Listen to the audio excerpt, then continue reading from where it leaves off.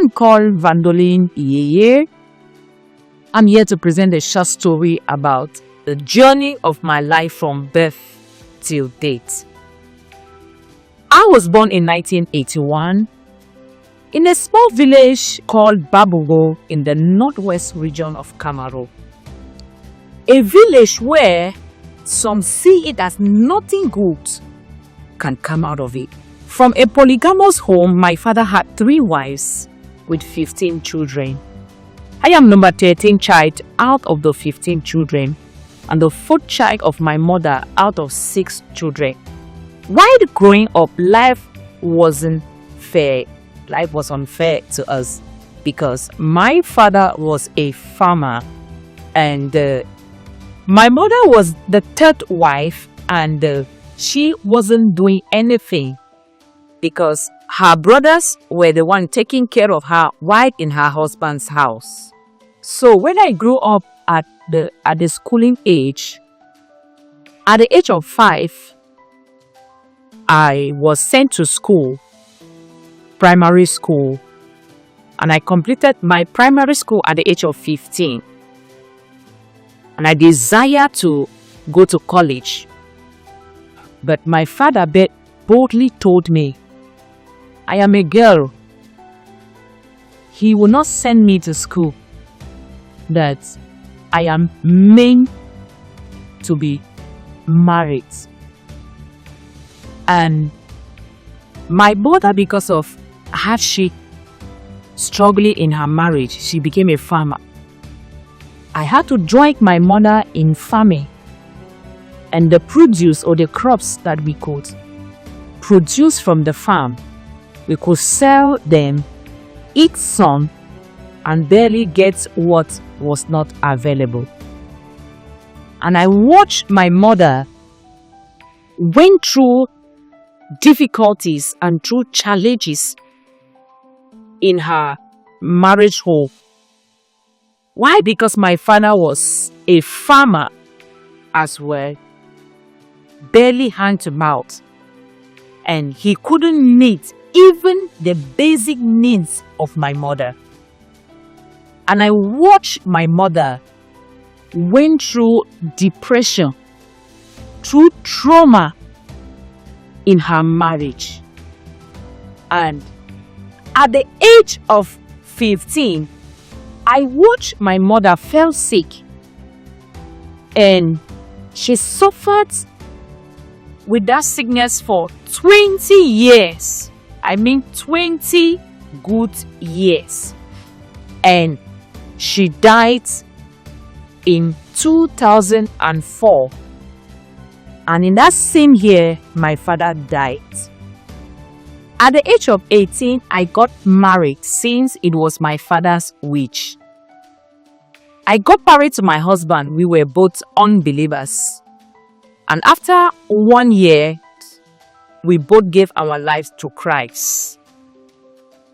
And my husband had a mysterious encounter, the call of ministry. And we were led to submit under a mentor. And while under this mentor, one day my husband came home and told me, the mentor told him, a lady came to his office and said to him, I want you to convince this man so that he can marry me as a second wife. And the mentor told the lady, this man in question is a man of God. It cannot work. And so when my husband came and told me, I took it to God in prayers. And it wasn't easy with me and this lady, both physically and spiritually. But as God could have it, the battle was settled and I had my peace. In the same year of our marriage, that's the first year of our marriage, I gave birth to our first child, and we became financially broke. I mean financially broke. We barely had something to eat. And we had to move from the city where we were to my husband's younger brother's house in another city, where he housed us for 1 good year. And while in his house, we had our small mattress. We could put it on the floor in his parlor in the night, and in the morning we wrap it and put it behind the door. And we lived in that condition for more than a year. And I gave birth to my second and third child in that was financial brokenness. I had my few dresses. I could dry clean them in the night and watch over them to dry so that I could wear them in the morning. Still, while in that financial brokenness, my 3 children grow up to school age, but no money to send them to school. I enrolled to teach in one nursery school in the community with no educational background, so that my siblings can be used to subsidize their fees. And in that condition, we had nothing to eat. We ate banana and green for 4 good years continuously, because it was the cheapest and affordable food at that time. And up till now, as I speak, if I ask my children to eat green or banana, they will tell me, "Mom, we cannot, because it is still in our DNA." After giving birth to my 3 children, at the age of 30, I decided to go back to school. And I went and enrolled in one evening school in the community.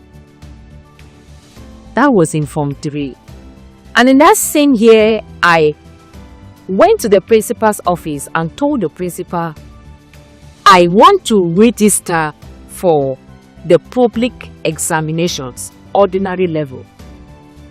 And the principal looked at me and said, "No, you can't register for these public exams, seeing that you have been 70 years in the house after your primary school without any other further education." And I insisted. I told him I can't make it. And he reluctantly accepted, and I registered 9 papers in that examination. And as God could have it, the result came out.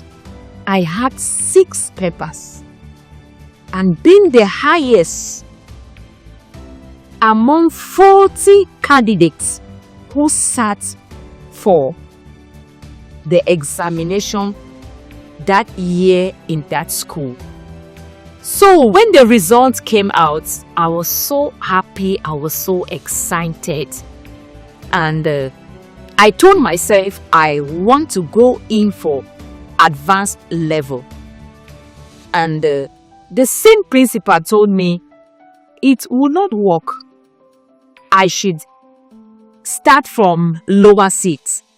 And I told him, no, I am feeling in my spirit that if I go in for the advanced level, I will make it. And again, he reluctantly accepted. And I registered 3 papers in the advanced level. And as God could have it, the results came out. I was the only candidate, the only person who passed with 2 papers in that school. And so I became so encouraged again. And I woke up to my husband and I told my husband, I want to go to the university. And my husband accepted. And I leave the 3 children with my husband Abu, and I went to the university. While in the university, I had my higher national diploma, and it was so wonderful that the government of my country compensated me with a sum of 50,000 francs for coming out one of the best students in that batch and in that year. And at this point, I now decided with my husband that I should stop my education, my secular education at that level. While in my marriage, I had some issues with my husband.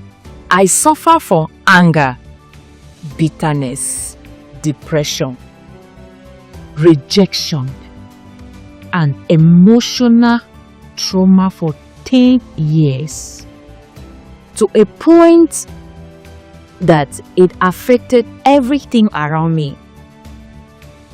I was not productive in any form. I became timid, shy. I never knew I could face people to talk to them. But thank God for His mercies.